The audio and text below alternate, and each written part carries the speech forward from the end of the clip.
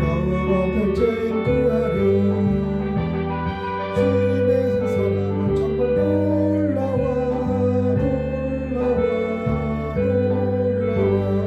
주님의 그 사랑은 정말 놀라워 나를 위한 그 사랑.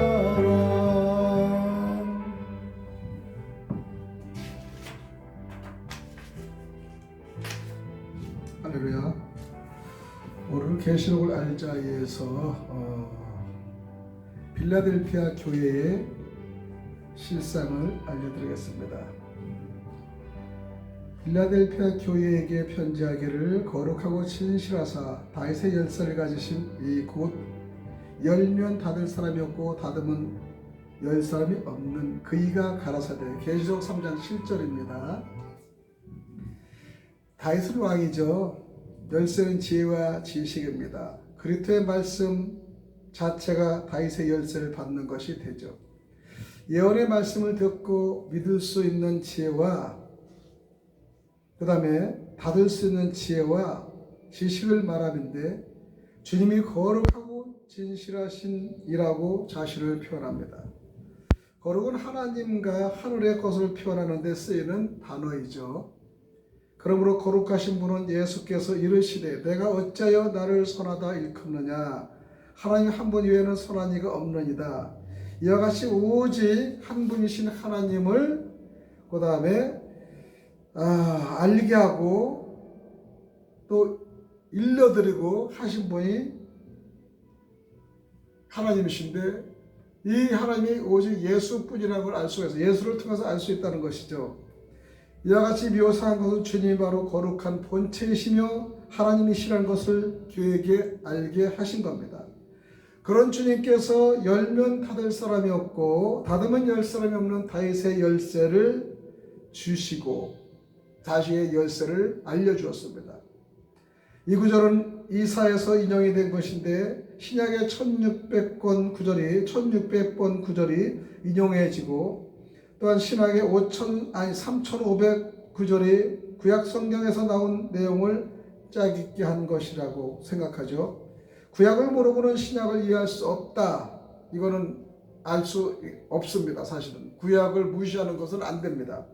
따라서 열면 닫을 사람이 없고 닫으면 열 사람이 없는 지혜와 지식의 열쇠를 가지고 예수 그리스도에 연합된 자만이 성경을 열 수 있다는 것이죠.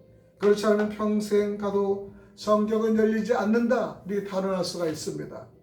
그 성경을 알기 위해서는 예수를 많이 알고 성경책에서만 알 수 있다는 것을 우리는 생각해야 되죠. 그래서 우리는 성경을 통해 알고자 노력하고 애를 써야 됩니다. 시편 22편 21절에서 22절을 보면 내 옷을 그에게 입히며 내 띠를 그에게 띄워 힘있게 하고 내 정권을 그의 손에 맡기리니 그가 예루살렘 거민과 유다 집의 아비가 될 것이며 내가 또 다윗 집의 열쇠를 그의 어깨에 두리니 그가 열면 닫을 자가 없고 닫으면 열 자가 없느니라. 이 얘기는 히스기야 왕 시대에 있었던 이사야 22장의 21절 22절의 얘기인데요. 히스기 왕 때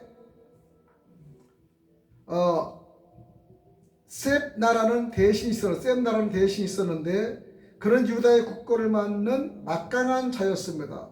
그런데 그가 자기의 묘실, 무덤을 파고 그것을 시장하다가 하나님께 호되게 꾸중을 듣고 저주를 받습니다. 그리고 그가 가지고 있던 모든 권세를 엘리야킴에게 넘겨주시겠다고 하시면서 다윗의 열쇠가 등장한 것이죠.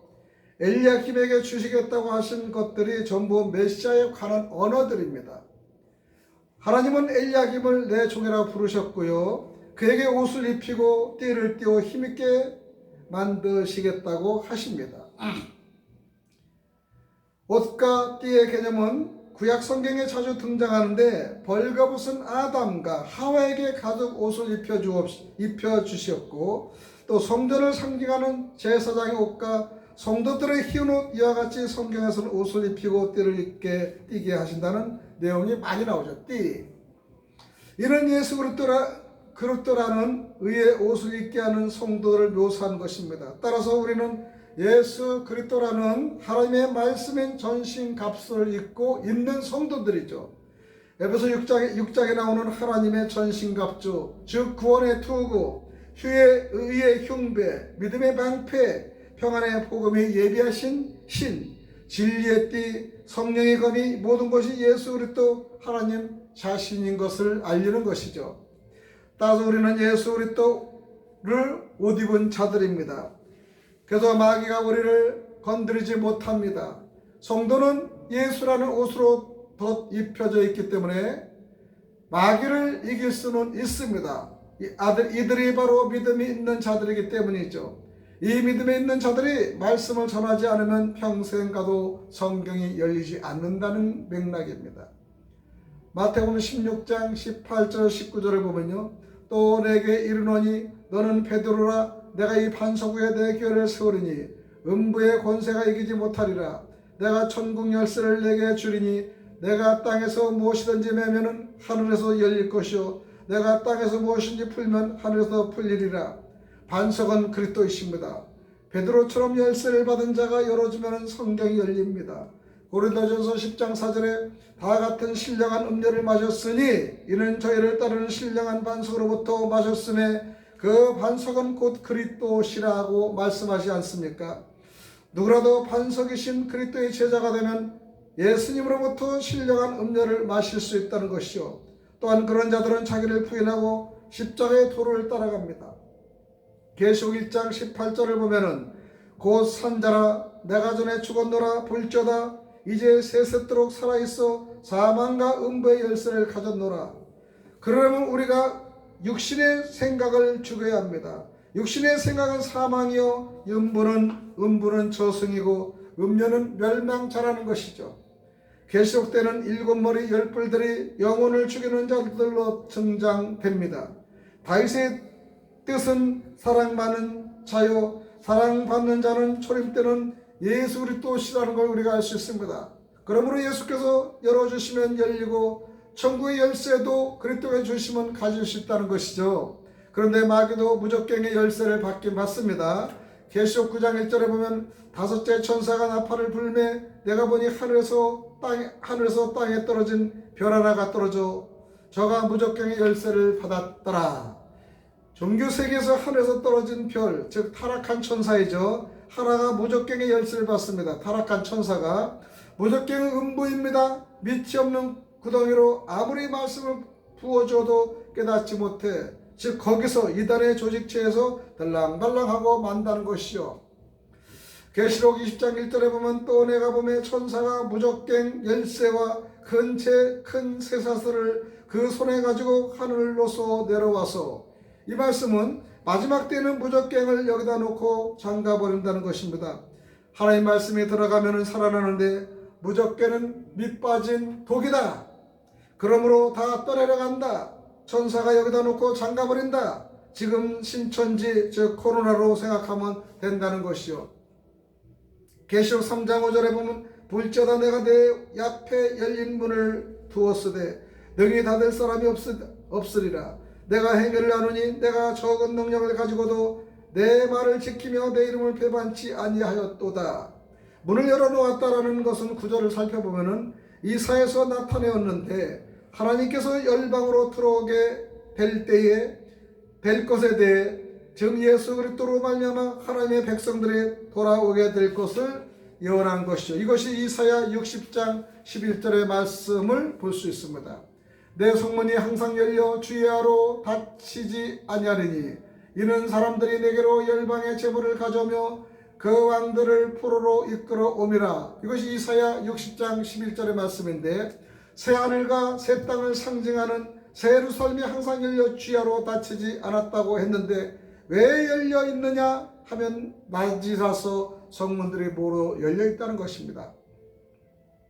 계시록 21장 23절 이하를 보면 그 성은 해와 달의 비침이 쓸데없으니 이는 하나님의 영광이 비치고 어린 양의 그 등이 되심이라.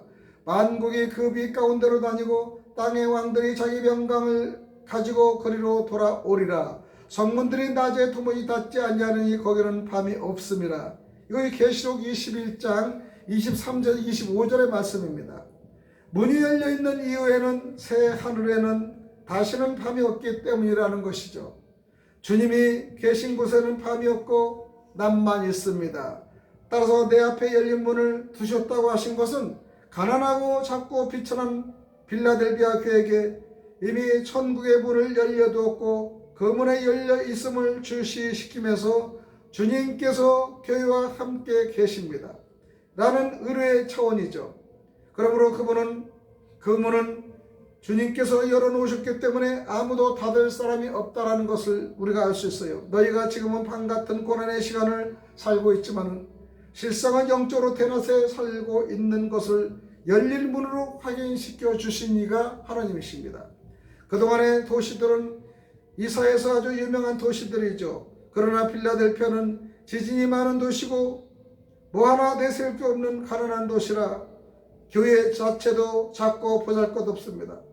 따라서 교회가 가난했고 다른 유대인으로부터 비판만 받는 그런 교회지만은 예수께서는 칭찬만 하셨다는 것을 우리가 참 너무나 감사하지 않습니까? 필라델피아는 7번의 큰 지진으로 도시가 거의 황폐하다시피 되었습니다. AD 17년에 큰 지진 후에 도시를 다시 세워야 할 만큼 커다란 타격을 받은 것이 필라델피아입니다. 그래서 도시를 다시 재건하게 되는데 로마 황제의 지원을 받아 재건하면서도 도시 이름을 새 이름으로 바꿨습니다. 시저에게 바치는 새로운 도시로 30년간 쓰다가 다시 50년간의 필라델피아로 고친 겁니다. 예수님이 살아계실 동안에 새 이름을 쓰고 있었죠. 그래서 주께서 이기는 자에게는 새 이름을 기록하겠다는 표현을 주신 겁니다. 계시록 3장 9절에 보면 보라 사단의 곧 자칭 유대인이라 하나 그렇지 않고 거짓말하는 자들 중에서 며칠 내게 줘 저희로 와서 내 발 앞에 절하게 하고 내가 너를 사랑하는 줄을 알게 하리라. 자칭 유대인이라 하는 자들이 바로 거짓말하는 자들이고 말씀하셨습니다. 그리고 그들을 사단의 회라고 하셨죠. 예수의 말씀을 표반하면 지옥입니다. 사단의 회가 바로 자칭 유대인입니다. 그들은 종교인을 하는데 그들이 바로 거짓말하는 사단의 영이라고 말씀하십니다. 유대인들은 율법을 철저히 지킨 자들인데 그들이 정말 거짓말을 많이 했을까요? 아닙니다. 그들은 거짓말을 하지 않으려고 무던히 노력한 사람들이라고 할 수가 있습니다. 그런데 유대인들을 모두 싸잡아서 거짓말하는 자들이라고 표현하신 것은 무슨 의미일까요? 유대인들은 예수님을 메시아로 인정하지 않고 그분을 거짓 메시아로 생각하고 그리스도인들을 핍박했기 때문입니다. 그런 의미에서 거짓말하는 자들이라 표현한 것이죠. 한마디로 예수를 알아보지 못하는 모두 거짓말하는 자들이고 사단의 회라고 치부하는 겁니다. 예수를 모르면 거짓말하는 자죠. 또한 자칭 선지자 이사벨입니다. 꿈의 계시를 받았느니 성령의 은사를 받아 지혜 능력이 있다느니 하는 모든 것은 사단의 회라고 단정할 수가 있습니다. 사단의 정체가 큰 종이 내어 쫓기니 옛뱀 곧 마귀라고도 하고 사단이라고도 하는 온천을 깨는 자라 땅으로 내어 쫓기니 그의 사자들도 그와 함께 내어 쫓기니라. 계시록 22장 9절의 말씀을 이와 같이 잘 나타나 있죠. 첫 장막인 하늘의 교회입니다. 교회를 깨는 자가 마귀고 사단입니다. 이들은 교회를 깨어 사망으로 이끌어 나갑니다. 이 땅에서 대표적인 시례가 다단계 깨어 폭삭망하게 하는 것을 우리가 볼 수가 있죠. 그러나 마귀는 영혼을 깹니다. 마귀는 거짓 선지자에게 악한 영이 임하면 영혼을 무작위로 착시당합니다. 그래서 많은 사람이 사업을 한다면서 다단계에 빠져서 목상 망하고 물질 망하고 인생 망하고 친척도가 망하는 것을 바로 볼 수 있어요. 신천지 이단들 그 다음에 사단 다단계들 많은 사람이 끼어서 사람을 망하게 하는 것이 문제가 큰 겁니다. 데살로니가후서 2장 9절에 보면 악한 자와 임함은 사단의 역사를 따라 모든 능력과 표적과 거짓 기적과 불의의 모든 속임으로 멸망하는 자들에게 임하리니 이는 저희가 진리의 사랑을 받지 아니하며 구원함을 얻지 못하리라. 하나님께서는 사단의 역사를 따라 거짓 것을 믿게 합니다. 그 이유는 진리를 따르지 않는 자들을 심판하기 위해서인데 그러므로 가룟 유다한테 사단이 들어가게 한 것도 하나님이십니다. 누가복음 22장 3절 보면 12 중에 하나인 가룟 유다 부르는 유다에게 사단이 들어간다고 합니다. 조림 때는 가룟 유다에게 사단이 들어갔고 창세기 3장에서는 그 사단이 뱀으로 오늘날 교회의 거짓 목사와 똑같다는 얘기를 합니다. 고린도후서 11장 14절에 보면 이것이 이상한 일이 아니라 사단도 자기를 광명의 천사로 가장하나니라고 나타납니다. 광명한 천사로 가장하는 것이 사단이죠. 창세기 때 하와한테 뱀이 들어간 것처럼 가운 입고 설교단상에 선 목사들한테 마귀 즉 탐심이 들어가니까 먹음직도 보암직도 탐스러기도 한 세상의 것들을 교인들도 교인들을 깨고 있습니다. 그러나 초림 때 예수님은 사단의 조치를 알고 이를 허락하셨습니다.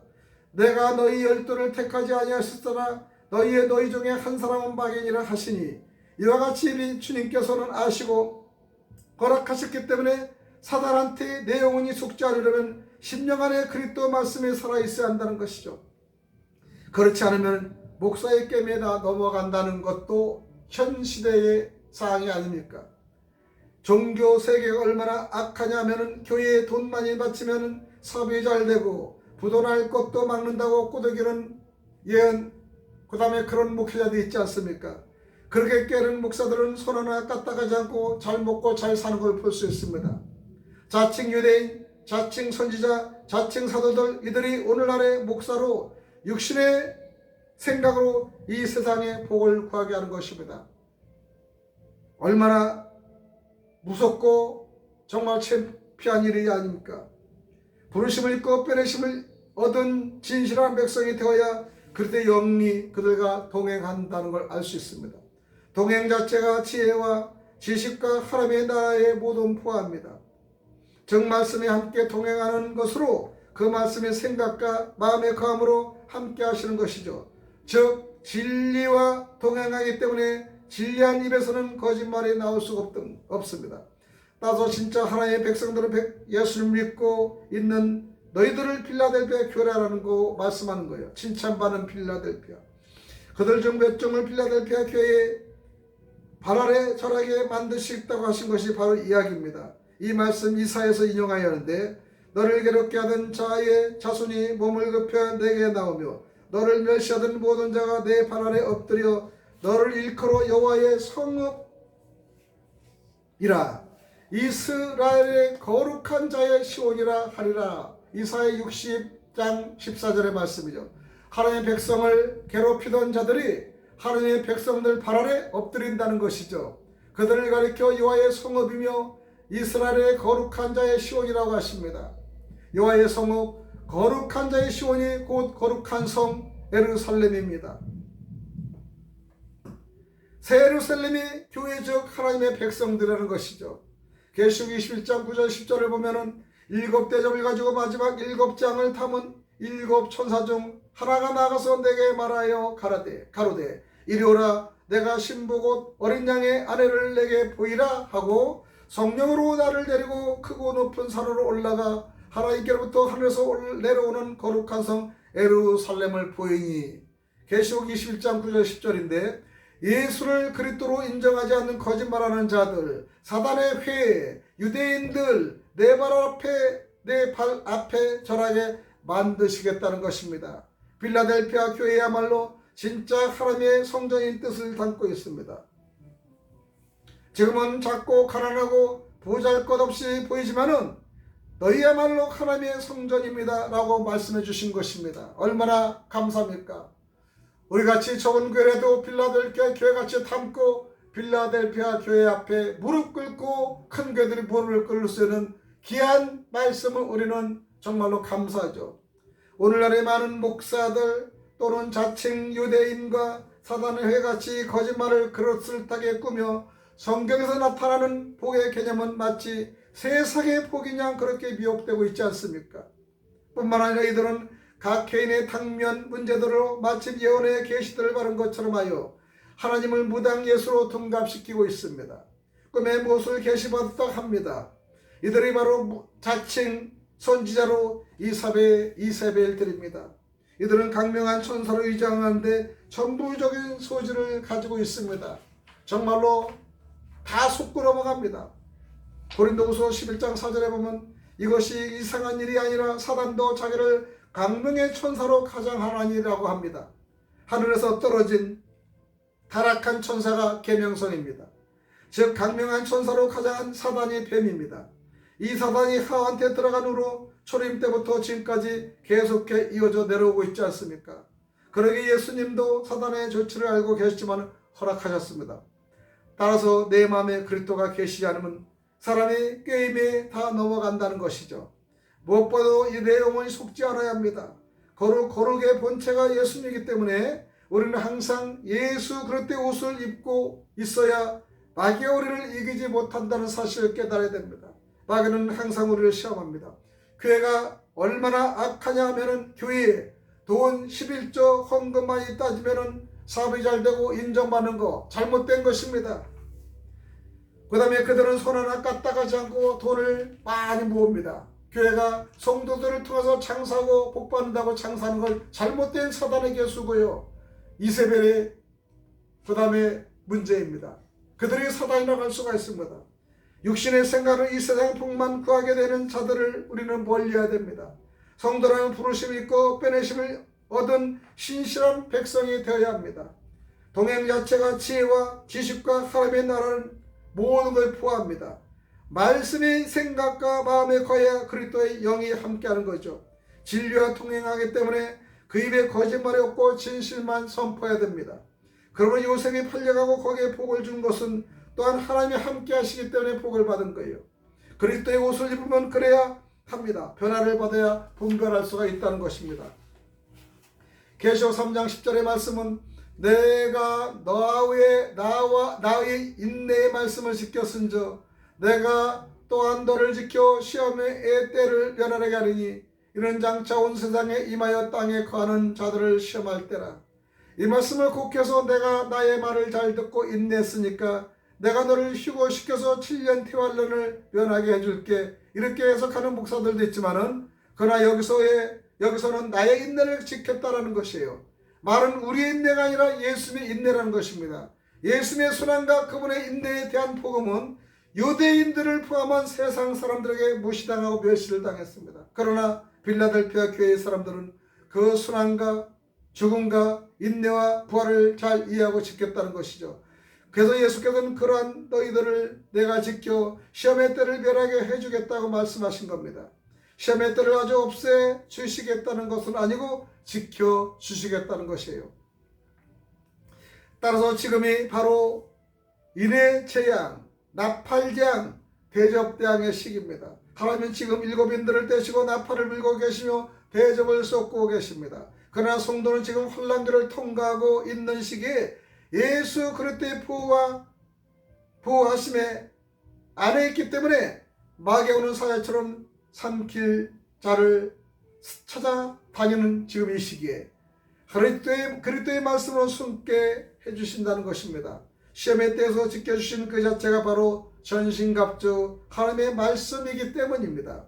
계시록 3장 18절에 내가 너를 권하노니 내게서 불로 연단할 금을 사서 부유하게 하고 흰옷을 사서 입어 벌거벗은 수치를 보이지 않게 하고 안약을 사서 눈에 발라보게 하라. 이와 같이 그리스도의 말씀 자체가 불로 연단된 100% 금입니다. 그 금으로 흰옷을 사서 입었기 때문입니다. 성경의 모든 것은 성경 즉 말씀입니다. 따라서 성경에서의 금과 금은 모두 말씀이라는 것을 여러분 알아야 됩니다. 학개서 2장 7절 8절을 보면 또한 만국을 진동시킬 것이며 만국의 포배가 이르르니 내가 영광으로 이전에 충만케 하리라. 만군의 여호와의 말이니라. 은도 내 것이요 금도 내 것이라. 만군의 여호와의 말이니라.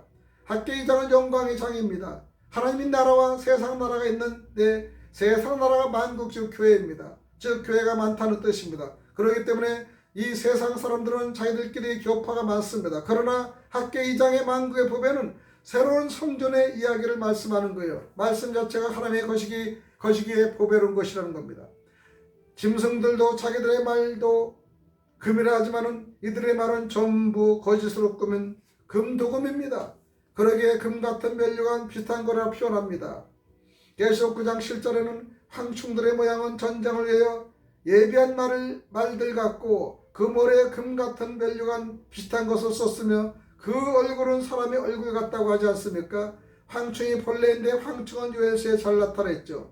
요엘서 1장 4절 6절 보면 핏종이 남긴 것을 메뚜기 먹고 메뚜기가 남긴 것 녹이 느시 먹고 느시 남긴 것을 황충이 먹었도다. 무르치 않은 자들아 너희는 깨일지어다. 포도주를 마신 자들 너희는 곡할지어다. 이는 단 포도주가 너희 입에서 끊어졌음이나 한 민족이 이 땅에 올라왔음이로다. 그들은 강하고 무사하여 그 이는 사자이 같고 그 어금니는 암사자와의 어금니 같도다 라고 합니다. 이 말의 본뜻은 죽어도 못 깨닫는 뜻입니다. 계시록 3장 11절에 보면 내가 속히 이 말이니 내가 가진 것을 굳게 잡아 아무나 내 멸류관을 빼앗지 못하게 하라. 이기는 자는 내 하나님 성전의 기둥이 되게 하리니 그가 결코 다시 나가지 아니하리라. 내가 하나님의 이름과 하나님의 성 곧 하늘에서 내 하나님께로부터 내려오는 새 예루살렘의 이름과 나의 새 이름을 그의 위에 기록하리라. 기는 자는 성령이 교회들에게 하시는 말씀을 들을지어다. 주님은 필라델피아 교회가 가진 것을 굳게 잡으라고 말씀하십니다. 그들이 가진 것이 예수님의 인내의 말씀을 지킨 것으로 복음을 말합니다. 정확한 복음을 잘 지키는 것이 교회의 살 유일한 길이라는 것을 말씀하시는 거예요. 그리고 이기는 자에게는 하나님의 성전의 기둥이 되게 하시겠다고 합니다. 그리고 그 기둥들로 결코 다시 나가지 않는다고 말씀하시는 거예요. 그리고 기둥 위에다가 하늘로부터 내려오는 새 예루살렘의 이름, 교회의 이름, 예수 이름을 새기겠다고 말씀하시는 겁니다. 성도 여러분, 성도는 하나님의 성전의 기둥입니다. 성전에는 두 개의 기둥이 있습니다. 그 기둥이 성전을 지탱합니다. 즉 기둥이 빠져버리면 성전은 붕괴되고 맙니다. 예수께서는 성전의 기둥이 되게 하시겠다고 하신 것은 우리가 빠진 성전은 있을 수가 없다는 것을 천명하신 것이죠. 우리가 없으면 하나님의 성전은 붕괴되고 만 것입니다. 성도들은 그처럼 하나님께 대우를 받는 존재들이라는 것입니다. 그렇기 때문에 끝까지 끌고 가실 분이 성도들이고 예수님이십니다. 그리고 그 위에 찬란하고 영광스러운 교회의 이름과 예수 그리스도의 이름을 기록하겠다고 하십니다. 그러므로 성도는 새 예루살렘에 완성된 교회입니다. 여러분 보아스와 야긴이 되시길 바랍니다. 계시록 21장 12절 보면 크고 높은 성곽이 있고 12문이 있는데 문에 12천사가 있고 그 문 위에 이름을 썼으니 이스라엘 자손 12지파의 이름이다. 동편에 세 문이고 북편에는 세 문이고 남편에 세 문이고 서편에 세 문이 그 성의 윤곽은 12기초석이 되고 그의 어린 양의 12사도의 12 이름이 있더라.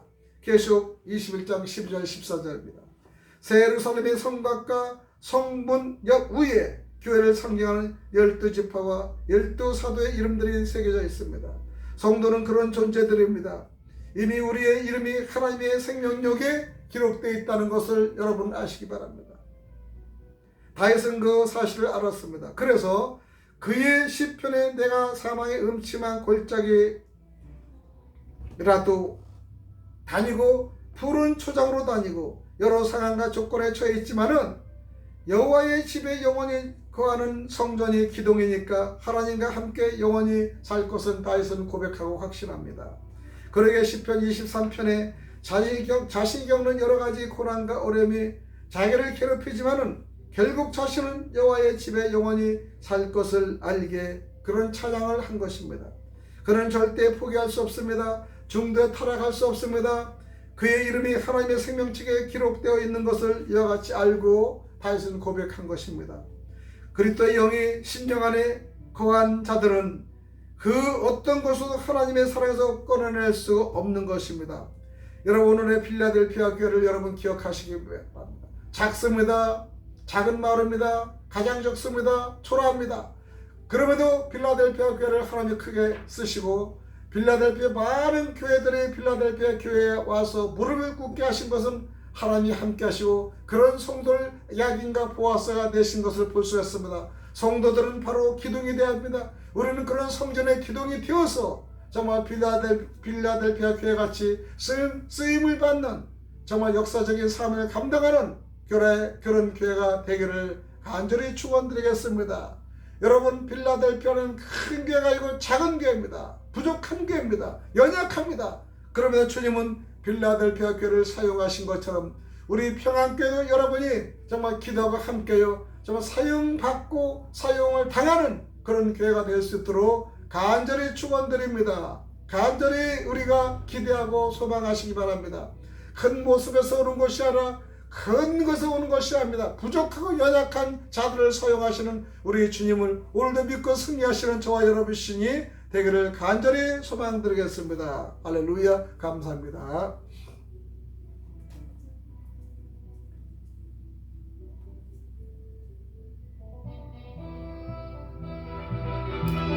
여호와는 우리의 깃발 빌라델피아 교회에 승리하는 여러분이 되시기 바랍니다.